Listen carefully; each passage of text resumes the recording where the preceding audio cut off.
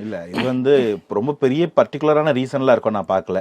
தளபதி விஜய்க்கு நடந்த road show வந்து ஒரு ஆர்கானிக்காக நடந்த ரோட் ஷோ. எதிர்பாராமல் அவர் வேண்டான்னு சொல்லியும் நடத்த வேண்டிய ஒரு சூழ்நிலைக்கு தள்ளப்பட்ட ஒரு ரசிகர்களுடைய நிர்பந்தத்தில் நடந்தது. அது வந்து ஒரு ஆர்கானிக்கான விஷயம்.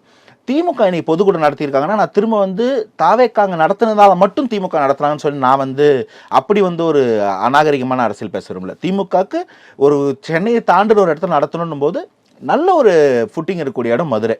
ஏன்னா கோயம்புத்தூரை விடவும் திருநெல்வேலியை விடவும் மதுரை, திருச்சியை விடவும் கூட மதுரை வந்து பார்த்தீங்கன்னா ஒரு ஹப்பு. சென்னைக்கு 2ஆம் தலைநகரமாக வர்றது, தமிழகத்துக்கு 2ஆம் தலைநகரமாக வர்ற அளவுக்கு ஒரு கிராவிட்டி உள்ள இடம். பாண்டியர்கள் காலத்துலலாம் அதுதானேங்க தலைநகரமே, தமிழகத்துக்கே தலைநகரமாக இருந்த காலங்கள் உண்டு. அப்போ மதுரை மக்கள் மதுரை மண்ணை வந்து தொடாமல் நீங்கள் கடந்து போக முடியாது.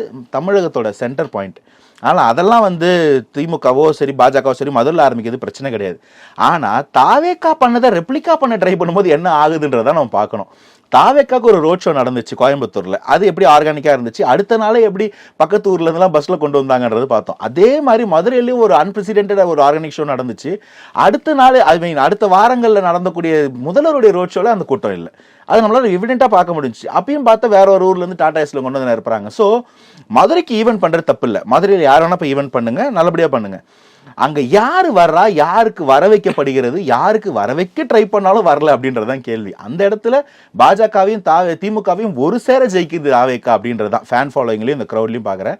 இதை எப்படி ஓட்டா மாற்ற போகிறோம், எப்படி மக்களுக்கும் அந்த தாவேக்கா தொண்டர்களுக்கும் அரசியல் இன்னும் அழகாக கற்பிக்க போகிறோம், இந்த நாகரிகத்தோட இந்த அரசியல் கொண்டு போகிறோம் தான் தாவேக்காவோட சேலஞ்சு. ஃபேன் ஃபாலோயிங்கும் க்ரௌடும் ஏகப்பட்டது தாவேக்காவுக்கு இருக்குது. ஆல்ரெடி அதில் வந்து திமுகவையும் பாஜகவையும் அது வெற்றி கொண்டுட்டு தான் இருக்குது.